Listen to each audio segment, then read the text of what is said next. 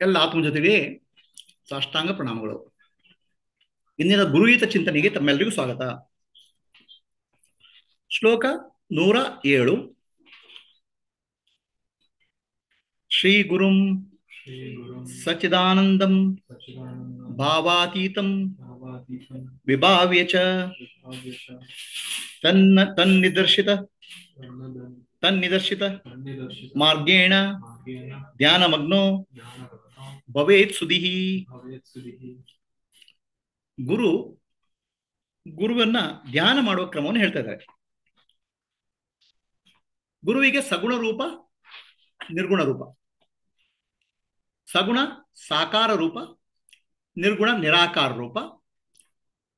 ಇಲ್ಲಿ ನಿರ್ಗುಣ ನಿರಾಕಾರ ರೂಪವನ್ನ ಸತ್ ಚಿತ್ ಆನಂದ ಸ್ವರೂಪಿ ಅಂತ ಧ್ಯಾನ ಮಾಡಬೇಕು ಅಂತ ತಿಳ್ಕೋಬೇಕು. ಸತ್ ಚಿತ್ ಆನಂದ. ಗುರು ಅನ್ನೋರು ಅಸ್ತಿತ್ವ ಸ್ವರೂಪ, ಅರಿವಿನ ಸ್ವರೂಪ, ಆನಂದ ಸ್ವರೂಪ. ಆ ಸಚ್ಚಿದಾನಂದ ಸ್ವರೂಪಿ ಗುರು ನನ್ನಲ್ಲೂ ಇದ್ದಾರೆ. ಈ ರೀತಿ ಧ್ಯಾನ ಮಾಡಬೇಕು. ಧ್ಯಾನ ಮಾಡಬೇಕಾದ್ರೆ ಭಾವಾತೀತಂ, ಮನಸ್ಸಿಗೆ ಮೀರಿದ ಅರಿವು ಅನ್ನೋದು, ಸಚ್ಚಿತ್ ಆನಂದ ಅನ್ನೋದು ಮನಸ್ಸಿಗೆ ಮೀರಿದ್ದು. ಮನಸ್ಸು ಶಾಂತ ಆದಾಗ ಆ ಶಾಂತವಾದ ಮನಸ್ಸು ಆತ್ಮನಲ್ಲಿ ಒಂದಾಗ್ತದೆ. ಅದು ನಾನು. ಇದು ಧ್ಯಾನ ಮಾಡುವ ರೀತಿ. ಗುರು ಹೇಳಿಕೊಟ್ಟ ಮಾರ್ಗದಲ್ಲಿ ಧ್ಯಾನ ಮಾಡಿದಾಗ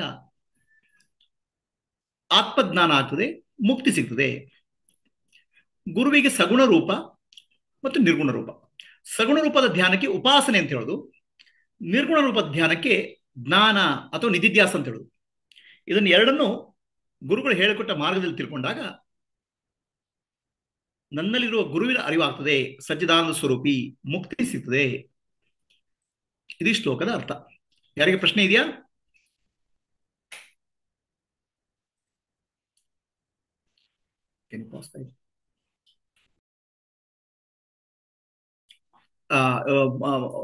ಸುಜಯ್ ಅವರು ಏನೋ ಕೇಳ್ತಾ ಇದ್ರು ಪ್ರಶ್ನೆ.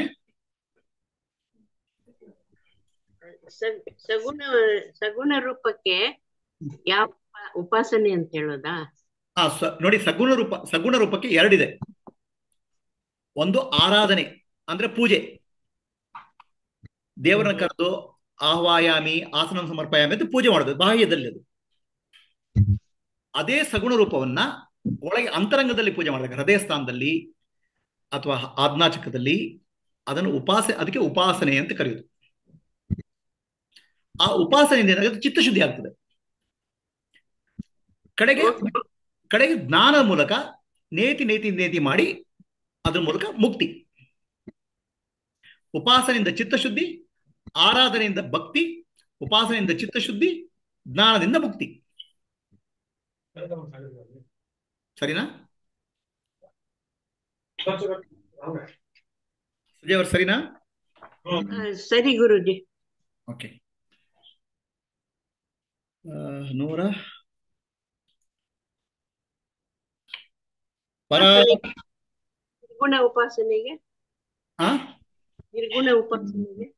ನಿರ್ಗುಣ ಉಪಾಸನೆಗೆ ಸೋಹಂ ಧ್ಯಾನ. ಸೋಹಂ ಧ್ಯಾನಕ್ಕೆ ನಿರ್ಗುಣ ಉಪಾಸನೆ ಅಂತ ಹೇಳುದು. ನಿರ್ಗುಣ ಜ್ಞಾನಕ್ಕೆ ನಿಧಿಧ್ಯಾಸ ಅಂತ ಹೇಳುದು. ಸೋಹಂ ಶಿವೋಹಂ ಧ್ಯಾನ ಇದೆಯಲ್ಲ, ಅದು ನಿರ್ಗುಣ ಉಪಾಸನೆ. ಆಯ್ತಾ? ಕಡೆಗೆ ನೇತಿ ಮಾಡಿ ನಿರ್ಗುಣ ಜ್ಞಾನ, ಅದು ನಿಧಿಧ್ಯಾಸ.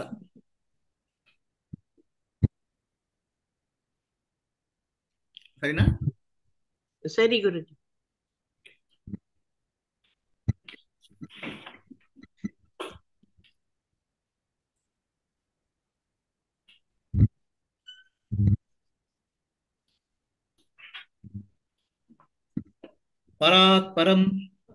ಪರಾತ್ಪರತರಂ ಧ್ಯಾಯೇತ್ ಶುದ್ಧ ಸ್ಫಟಿಕ ಸನ್ನಿಭಂ ಹೃದಯಾಕಾಶ ಮಧ್ಯಸ್ಥಂ ಸ್ವಾಂಗುಷ್ಟ ಪರಿಣಾಮಕಂ ಪರಾತ್ಪರತರಂ ಧ್ಯಾನಂ.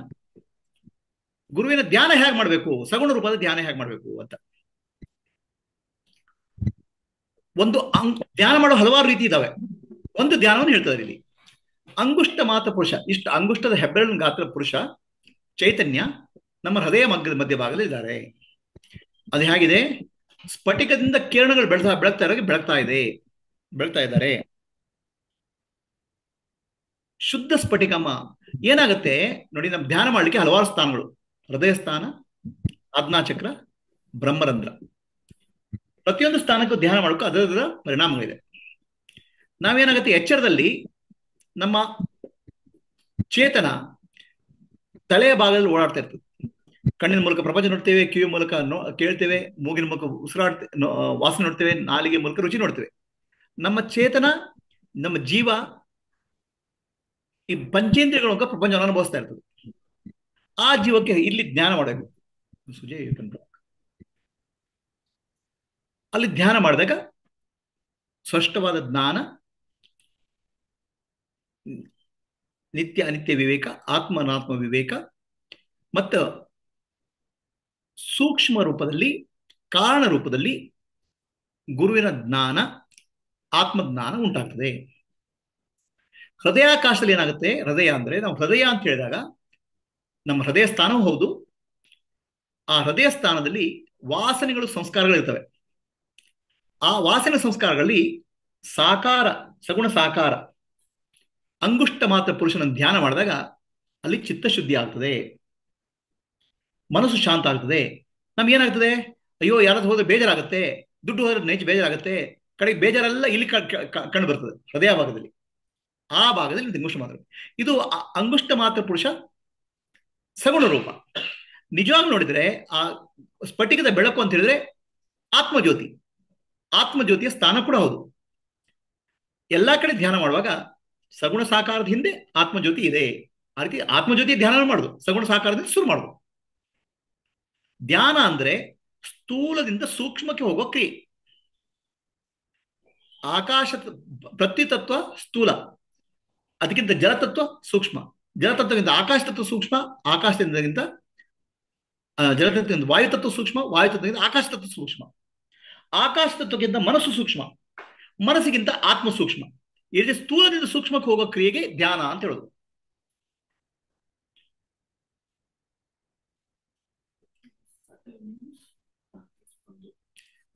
ಆ ಸೂಕ್ಷ್ಮ ರೂಪದಲ್ಲಿ ಸ್ಥೂಲ ಅಂದ್ರೆ ಇನ್ನೂ ಬಹಳ ಸ್ಥೂಲ ಅಂತ ಹೇಳ್ತೀನಿ ನಾನು.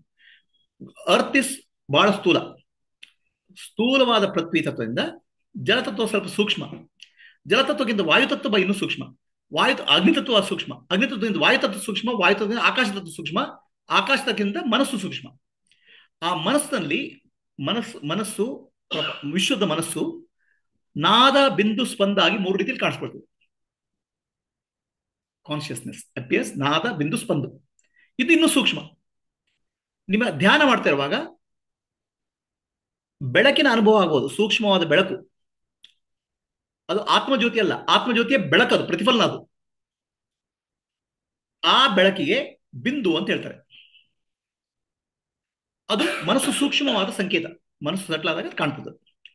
ಅಥವಾ ನಾದ ಕೇಳ್ಬೋದು, ಸೂಕ್ಷ್ಮವಾದ ನಾದ ಕೇಳ್ಬೋದು, ಆ ನಾದಕ್ಕೆ ಓಂಕಾರ ಅಂತ ಹೇಳ್ತಾರೆ. ಅಥವಾ ಸ್ಪಂದ ಆಗ್ಬೋದು, ಕಂಪನ ಆಗ್ಬೋದು, ವೈಬ್ರೇಷನ್ ಆಗ್ಬೋದು. ಇವೆಲ್ಲ ಬಿಂದು ನಾದ ಸ್ಪಂದ ರೂಪದ ಮೂಲಕ ಶಕ್ತಿಯ ಅನುಭವ. ಆ ಶಕ್ತಿ ಶಿವನಟಿ ಒಂದಾದಾಗ ನಿರಾಕಾರ ನಿರ್ಗುಣ, ಎಲ್ಲ ಕಡೆ ಸರ್ವವ್ಯಾಪಿ. ಇದು ಸೂಕ್ಷ್ಮ. ಕಾಸಲ್, ಅದರ ಕಾರಣ ಅಂತ ಹೇಳಿದ್ರೆ ಬ್ರಹ್ಮರಂಧ್ರ. ಅಲ್ಲಿ ಕಾರಣ ಅಂತ ಹೇಳಿದ್ರೆ ನಾನು ಮತ್ತು ಜೀವ ಮತ್ತು ಶಿವ ಬೇರೆ ಅನ್ನೋ ಸೂಕ್ಷ್ಮವಾದ ನಂಬಿಕೆ, ಬಿಲೀಫ್, ನಂಬಿಕೆ. ಆ ನಂಬಿಕೆಯನ್ನು ಹೇಗೆ ಹೋಗಲಾಡಿಸ್ಬೇಕು? ಆತ್ಮ ವಿಚಾರದ ಮೂಲಕ, ಜ್ಞಾನದ ಮೂಲಕ ಹೋಗ್ಬೇಕು. ಕಾರಣ ಶರೀರವನ್ನ ಆತ್ಮ ವಿಚಾರದ ಮೂಲಕ ತೆಗಿಬೇಕು. ಸೂಕ್ಷ್ಮ ಶರೀರವನ್ನ ಸಗುಣ ಉಪಾಸನೆಯಲ್ಲಿ ಕಾಣಬಹುದು.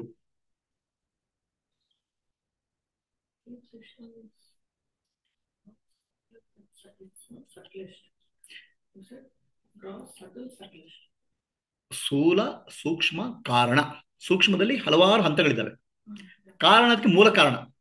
ಆ ಮೂಲ ಕಾರಣವನ್ನು ಭೇದನೆ ಮಾಡಬೇಕು. ಹೇಗೆ? ಜ್ಞಾನದ ಮೂಲಕ, ವಿಚಾರದ ಮೂಲಕ. ಆ ಮೂಲ ಕಾರಣ ನಂಬಿಕೆ, ಅದು ಡೀಪ್ ರೂಟ್ ನಂಬಿಕೆ, ಅದು ಬ್ಲೂ ಪ್ರಿಂಟ್ ಅಂತ ಹೇಳ್ಬೋದು, ಆಳವಾಗಿರ್ತದೆ.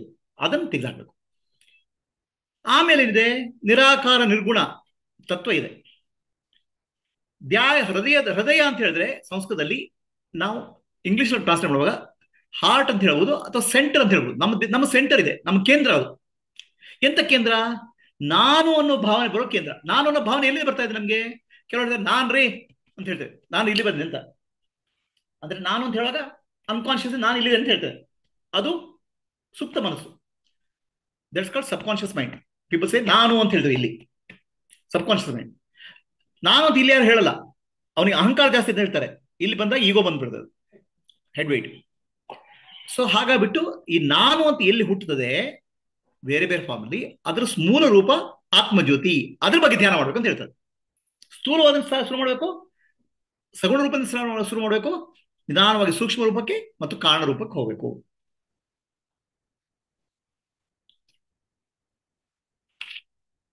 ಎಂತ ಗುರು? ಪರಾತ್ ಪರತರಂ. ಅಂದ್ರೆ ಪರ ಅಂದ್ರೆ ಶ್ರೇಷ್ಠ, ಎಲ್ಲದಕ್ಕಿಂತ ಮೇಲಿದ್ದು. ಪರತರಂ ಅದಕ್ಕಿಂತ ಮೇಲಿದ್ದು. ಈಶ್ವರ ಇದ್ದಾರೆ, ಈಶ್ವರನ ಮೇಲೆ ಪರಬ್ರಹ್ಮ ಇದ್ದಾರೆ. ಆ ಪರಬ್ರಹ್ಮನ ಸ್ವರೂಪ ಸದ್ಗುರು. ಅದಕ್ಕೋಸ್ಕರ ಗುರು ಬ್ರಹ್ಮ, ಗುರು ವಿಷ್ಣು, ಗುರುದೇವೋ ಮಹೇಶ್ವರ, ಗುರು ಸಾಕ್ಷಾತ್ ಪರಬ್ರಹ್ಮ ತಸ್ಮೈ ಶ್ರೀ ಗುರು.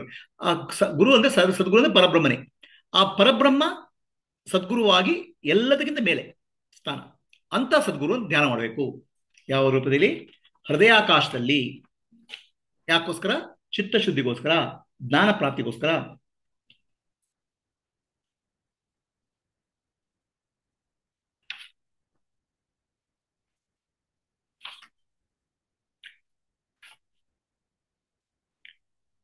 ಯಾವ ರೀತಿ ಇರಬೇಕು? ಶುದ್ಧ ಸ್ಫಟಿಕ ರೂಪದಲ್ಲಿ. ಅಂಗುಷ್ಟ ಮಾತ್ರಂ ಪುರುಷಂ ಧ್ಯಾಯತ್ ಚಿನ್ಮಯಂ ಹೃದಿ ತತ್ರ ಸ್ಫುರತಿ ಯೋ ಭಾವಃ ಶೃಣು ತತ್ಕಥಯಾಮಿ ಚ. 109.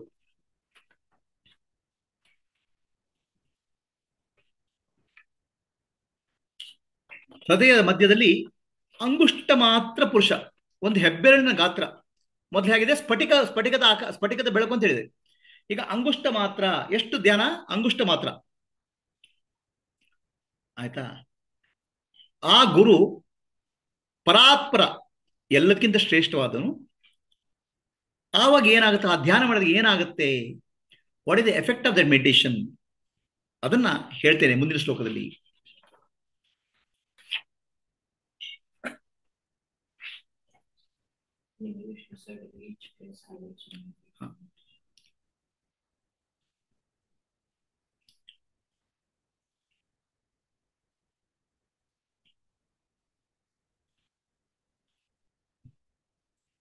ವಿರಜಂ ಪರಮಾಕಾಶಂ ಧ್ರುವಂ ಆನಂದಂ ಅವ್ಯಯಂ ಅಗೋಚರಂ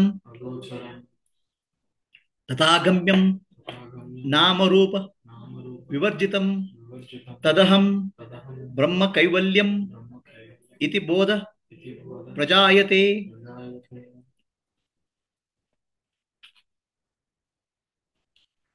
ಈ ರೀತಿ ಧ್ಯಾನ ಮಾಡಿದಾಗ ಏನಾಗುತ್ತೆ? ಮನಸ್ಸು ಸ್ಥೂಲದಿಂದ ಸೂಕ್ಷ್ಮಕ್ಕೆ ಹೋಗುತ್ತದೆ. Mind goes from cross to subtle subtle subtle subtle, ಸೂಕ್ಷ್ಮ ಆಗ್ತಾ ಹೋಗುತ್ತದೆ. ಆವಾಗ ವಿರಜಂ, ಸತ್ವಗುಣ ರಜೋಗುಣ ತಮೋಗುಣ ಮೀರಿದಂತ ಶುದ್ಧ ಚೈತನ್ಯ, ಪರಮ ಆಕಾಶಂ. ಎಂತ ಆಕಾಶ? ಪರಮ ಆಕಾಶ. ಆಕಾಶ ಅಂದ್ರೆ ಏನು ಇಲ್ಲ ಅಂತ.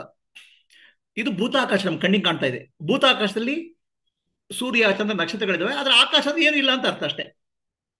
ಆ ಭೂತಾಕಾಶ ಅದು ದೊಡ್ಡದು, ವಿಶಾಲವಾದ. ಅದು ನಮ್ಮ ಚಿತ್ತಾಕಾಶದಲ್ಲಿ ಕಾಣ್ತಾ ಇದೆ, ನಮ್ಮ ಮನಸ್ಸಿನಲ್ಲಿ ಕಾಣ್ತಾ ಇದೆ. ಅದು ಚಿತ್ತಾಕಾಶ. ನಮ್ಮ ಮನಸ್ಸು ಅಂದ್ರೆ ಈ ಭೂತಾಕಾಶಕ್ಕಿಂತ ದೊಡ್ಡದು. ಆ ಮನಸ್ಸಿನ ಚಿತ್ತಾಕಾಶಕ್ಕಿಂತ ಚಿದಾಕಾಶ ದೊಡ್ಡದು, ಅರಿವಿನ ಸ್ವರೂಪ. ಅದಕ್ಕೆ ಶೂನ್ಯ ಅಂತ ಹೇಳ್ಬೋದು, ನಥಿಂಗ್ನೆಸ್ ಅಂತ ಹೇಳ್ಬೋದು. ಅಲ್ಲಿ ಏನು ಇಲ್ಲ ಅಂತ ಹೇಳ್ಬೋದು. ಅದೇ ಶಿವ, ಅದೇ ಪರಮಶಿವ, ಅದೇ ಪರಬ್ರಹ್ಮ, ಅದೇ ಸದ್ಗುರು. ಅದೇ ನಥಿಂಗ್ನೆಸ್, ಎಂಪ್ಟಿನೆಸ್, ಶೂನ್ಯ. ಬುದ್ಧಿಸಂನಲ್ಲಿ ಹೇಳ್ತಾರೆ ಅದಕ್ಕೆ ಶೂನ್ಯ ಅಂತ ಹೇಳ್ತಾರೆ. ಆ ಶೂನ್ಯ ಪರಮ ಶೂನ್ಯ, ಪರಮ ಆಕಾಶ ಅಂತ ಹೇಳ್ತಾರೆ ಅದಕ್ಕೆ. ಆ ಪರಮ ಆಕಾಶದಿಂದ ಎಲ್ಲವೂ ಬರ್ತದೆ. ಎಂತ ಆಕಾಶ? ಬದಲಾಗದಿರುವ ಆಕಾಶ. ಅಲ್ಲಿ ಏನು ಬದಲಾವಣೆ ಆಗುದಿಲ್ಲ. ಪ್ರಪಂಚದಲ್ಲಿ ಎಲ್ಲ ಬದಲಾವಣೆ ಆಗ್ತದೆ. ಭೂಮಿಯಲ್ಲಿ ಬದಲಾವಣೆ ಇದೆ, ನೀರಿನಲ್ಲಿ ಬದಲಾವಣೆ ಇದೆ, ಬೆಂಕಿಯಲ್ಲಿ ಬದಲಾವಣೆ ಇದೆ, ಗಾಳಿಯಲ್ಲಿ ಬದಲಾವಣೆ ಇದೆ, ಆಕಾಶದಲ್ಲಿ ಏನು ಬದಲಾವಣೆ ಇಲ್ಲ. ಅದು ಸ್ಥೂಲವಾದ ರೂಪದಲ್ಲಿ. ಶುದ್ಧವಾದ ಚೈತನ್ಯ ಆಕಾಶದಲ್ಲಿ ಯಾವ ಬದಲಾವಣೆ ಇಲ್ಲ, ಸದಾ ಒಂದೇ ಆಗಿರ್ತದೆ. ಅಲ್ಲಪ್ಪ ನಿನಗೆ ಅರಿವಿತ್ತಾ? ನೀನು ಹುಟ್ಟಿದಾಗ ಇತ್ತು, ಮೊನ್ನೆ ಅರಿವಿತ್ತಾ? ಇತ್ತು. ಈಗ ಅರಿವಿದೆಯಾ? ಇದೆ. ಅರಿವು ಅನ್ನೋದು ಯಾವಾಗಲೂ ಶಾಶ್ವತ. ದ ಅವೇರ್ನೆಸ್ ಯಾವಾಗಲೂ ಕಾಮನ್. ಅದು ಯಾವುದು ಬದಲಾಗುದಿಲ್ಲ. ಜ್ಞಾನ ಬದಲಾಗ್ತದೆ, ಗೊತ್ತಿದೆ ಗೊತ್ತಿಲ್ಲ ಅನ್ನೋದು ಬದಲಾಗ್ತದೆ. ನಾಲೆಜ್ ಚೇಂಜಸ್, ಬಟ್ ಅರಿವು ಚೇಂಜ್ ಆಗುದಿಲ್ಲ, ಅರಿವು ಬದಲಾಗುದಿಲ್ಲ. ಆ ಬದಲಾಗಿರುವ ಅರಿವು ನನ್ನ ಸ್ವರೂಪ.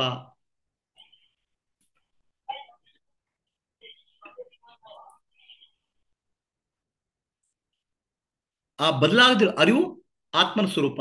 ಆ ಬದಲಾಗದಿರುವ ಸದ್ಗುರುವಿನ ಸ್ವರೂಪ. ಅರಿವೇ ಗುರು. ಆನಂದ ಸ್ವರೂಪ. ಆ ಅರಿವು ಆನಂದ ಸ್ವರೂಪ. ಎಲ್ಲಿ ದ್ವೈತ ಇದೆ ಅಲ್ಲಿ ದುಃಖ ಇದೆ. ಕಣ್ಣಿಗೆ ಇಂದ್ರಿಯಗಳಿಗೆ ದ್ವೈತ ಕಾಣ್ತದೆ, ದುಃಖ ಇದೆ. ಮನಸ್ಸಿಗೆ ಬೇಕು ಬೇಡಗಳು, ರಾಗ ದ್ವೇಷ ಬರ್ತದೆ, ದುಃಖ ದ್ವೈತ ಬರ್ತದೆ. ಬುದ್ಧಿಯಲ್ಲಿ ಜ್ಞಾನ ಅಜ್ಞಾನ ಬರ್ತದೆ. ಅರಿವಿನಲ್ಲಿ ಯಾವುದೂ ಇಲ್ಲ, ಕೇವಲ ಅರಿವು ಮಾತ್ರ. ಅದು ಬೆಳಕು ಮಾತ್ರ, ಅದು ಆತ್ಮಜ್ಯೋತಿ ಮಾತ್ರ. ಅಲ್ಲಿ ಯಾವುದೂ ಇಲ್ಲ. ಎಲ್ಲಿ ದ್ವೈತ ಇದೆ ಅಲ್ಲಿ ದುಃಖ ಇದೆ. ಅದಕ್ಕೆ ಆನಂದ ಸ್ವರೂಪ. ಅದು ದ್ವೈತವೇ ಇಲ್ಲ ಅಲ್ಲಿ. ಅರಿವಿನಲ್ಲಿ ದ್ವೈತ ಇಲ್ಲ. ಆ ದ್ವೈತ ಇಲ್ಲದ ಅರಿವಿನಲ್ಲಿ there is no duality in awareness.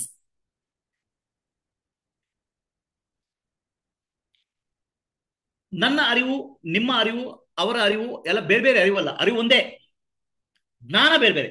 ನನ್ನಲ್ಲಿರೋ ಜ್ಞಾನ, ನಿಮ್ಮಲ್ಲಿರೋ ಜ್ಞಾನ ಬೇರೆ ಬೇರೆ ಆಗೋದು. ಅಲ್ಲಿ ದ್ವೈತ ಇದೆ. ಆದ್ರೆ ಅರಿವಿನಲ್ಲಿ ವ್ಯತ್ಯಾಸ ಇಲ್ಲ. ಎಲ್ಲವೂ ಅರಿವು ಒಂದೇ, ಬೆಳಕೆ. ಅದು ಆತ್ಮಜ್ಯೋತಿಯೇ ಅದು ಎಲ್ಲ ಕಡೆ. ಅಗೋಚರಂ. ಅಗೋಚರಂ ಅಂತ ಹೇಳಿದ್ರೆ ಕಣ್ಣಿಗೆ ಕಾಣಲ್ಲ. ಕಣ್ಣಿಗೆ ಕಾಣುವ ಬೆಳಕು ಭೌತಿಕ ಬೆಳಕು. ಕಣ್ಣಿಗೆ ಕಾಣದ ಬೆಳಕು ಅರಿವಿನ ಬೆಳಕು, ಆತ್ಮಜ್ಯೋತಿ. ಅದು ನಾನು, ಅದು ಬ್ರಹ್ಮ, ಅದು ಗುರು. ಆತ್ಮಜ್ಯೋತಿಯೇ ಸದ್ಗುರು. ಆತ್ಮದ ಬೆಳಕೆ ಸದ್ಗುರು. ಅರಿವನ್ನ ಬೆಳಕು.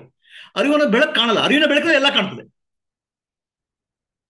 ಅರಿವಿನ ಬೆಳಕಲ್ಲಿ ಎಲ್ಲ ಇದು ಕಾಣ್ತದೆ. ಆದ್ರೆ ಅರಿವಿನ ಅರಿವು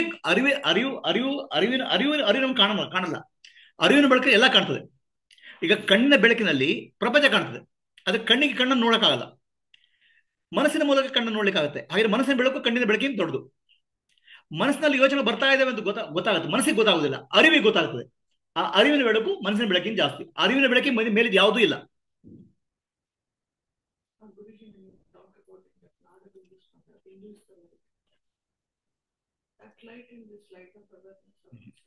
ಆ ಬಿಂದು, ನಾದ ಬಿಂದು ಸ್ಪಂದ ಅಂತ ಹೇಳ್ತಾರಲ್ಲ, ಆ ಬಿಂದು ಸಟಲ್ ಲೈಟ್, ಸೂಕ್ಷ್ಮ ರೂಪ. ಇನ್ನು ಅದಕ್ಕಿಂತ ಮೇಲೆ ಅರಿವು. ಆ ಬಿಂದು ಅನ್ನೋದು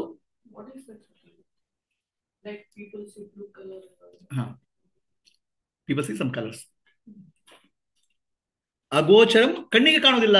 ಈ ಅರಿವಿನ ಬೆಳಕು ಕಣ್ಣಿಗೆ ಕಾಣುವುದಿಲ್ಲ. ಆದ್ರೆ ಅರಿವಿನ ಬೆಳಕು ಗೋಚರ ಆಗುತ್ತೆ ನನಗೆ. ಹೇಗೆ? ನಾನು ಅರಿವು ಅಂತ ಗೊತ್ತಾಗ್ತದೆ. ನಿಮ್ಗೆ ಅರಿವಿದೇನ್ರಿ? ಹೌದು. ಅಲ್ಲ, ನೀವು ಅರಿವು. ನನಗೆ ಅರಿವಿದೆ ಅಂತ ಹೇಳಿ ಅರಿವು ಬರುತ್ತೆ ಹೋಗುತ್ತೆ, ಹೌದಾ? ಆದ್ರೆ ನಾನೇ ಅರಿವು ಅಲ್ವಾ? ಅರಿವನ್ನು ನಿಮ್ಮಿಂದ ತೆಗೆದ್ಬಿಟ್ರೆ ನೀವು ಇದೆಯಲ್ಲ, ಅಸ್ತಿತ್ವ ಇದೆ ನಿಮ್ಗೆ. ಅರಿವು ನನ್ನ ಸ್ವರೂಪ. ಅರಿವು ನನ್ನ ಸ್ವರೂಪ. ನನಗೆ ಅರಿವಿದೆ ಅಂತ ಹೇಳೋದು ಸುಳ್ಳು. ಯಾಕಂದ್ರೆ ನನಗೆ ಅರಿವಿದ್ರೆ ನಾನು ಬೇರೆ, ಅರಿವು ಬೇರೆ ಆಯ್ತು. ನಾನು ಬೇರೆ, ಅರಿವು ಬೇರೆ.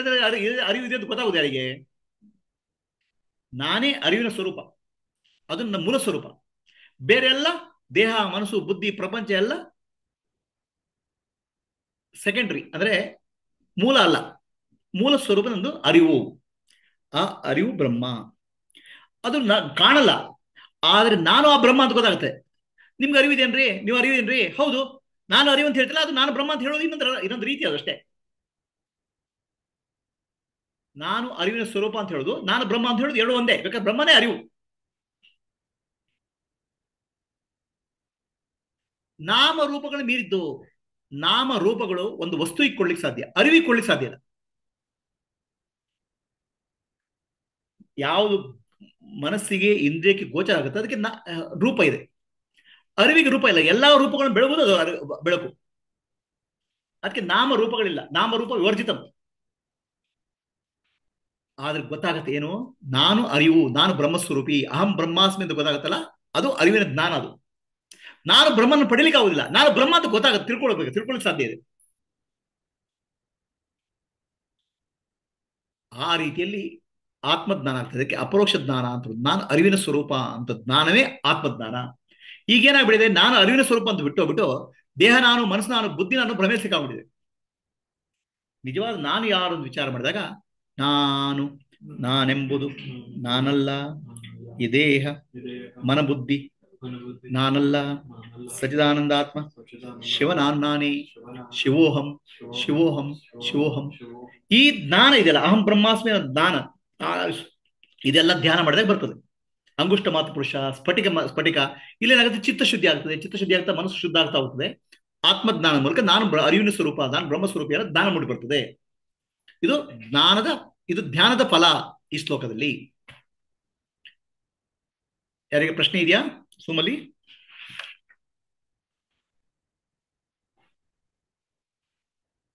ಸುಜಯ್ ಅವರೇ? ಏನಿಲ್ಲ ಗುರು. ಓಕೆ, ಪ್ರಶ್ನೆ ಇಲ್ದಿದ್ರೆ ಇಂದಿಗೆ ಇವತ್ತಿನ ಚಿಂತನೆ ಮುಗಿಸೋಣ. ಅಸತೋಮ ಸದ್ಗಮಯ, ತಮಸೋಮ ಜ್ಯೋತಿರ್ಗಮಯ, ಮೃತ್ಯೋರ್ಮ ಅಮೃತಂ ಗಮಯ. ಓಂ ಶಾಂತಿ ಶಾಂತಿ ಶಾಂತಿ. ಪೂರ್ಣಮದಃ ಪೂರ್ಣಮಿದಂ ಪೂರ್ಣಾತ್ ಪೂರ್ಣಮುದಚ್ಯತೆ ಪೂರ್ಣಸ್ಯ ಪೂರ್ಣಮಾದಾಯ ಪೂರ್ಣಮೇವಾವಶಿಷ್ಯತೆ. ಓಂ ಶಾಂತಿ ಶಾಂತಿ ಶಾಂತಿ. ನಾನು, ನಾನೆಂಬುದು ನಾನಲ್ಲ, ಈ ದೇಹ ಮನಬುದ್ಧಿ ನಾನಲ್ಲ, ಸಚ್ಚಿದಾನಂದಾತ್ಮ ಶಿವ ನಾನೇ, ಶಿವೋಹಂ ಶಿವೋಹಂ ಶಿವೋಹಂ. ಆತ್ಮದರ್ಶನಂ ಬ್ರಹ್ಮದರ್ಶನಂ ಬ್ರಹ್ಮದರ್ಶನಂ ಸತ್ಯದರ್ಶನಂ. ಅಂತರ್ಜ್ಯೋತಿ ಬಹಿರ್ಜ್ಯೋತಿ ಪ್ರತ್ಯಗ್ಜ್ಯೋತಿ ಪರಾತ್ಪರ ಜ್ಯೋತಿರೇವ ಜ್ಯೋತಿ ಸ್ವಯಂ ಜ್ಯೋತಿ ಆತ್ಮಜ್ಯೋತಿ ಶಿವಸ್ವಯಂ. ಲೋಕಾಃ ಸಮಸ್ತಾಃ ಸುಖಿನೋ ಭವಂತು, ಲೋಕಾಃ ಸಮಸ್ತಾಃ ಸುಖಿನೋ ಭವಂತು, ಲೋಕಾಃ ಸಮಸ್ತಾಃ ಸುಖಿನೋ ಭವಂತು. ಹರಿ ಓಂ. ಶ್ರೀ ಗುರುಭ್ಯೋ ನಮಃ. ಹರಿ ಓಂ.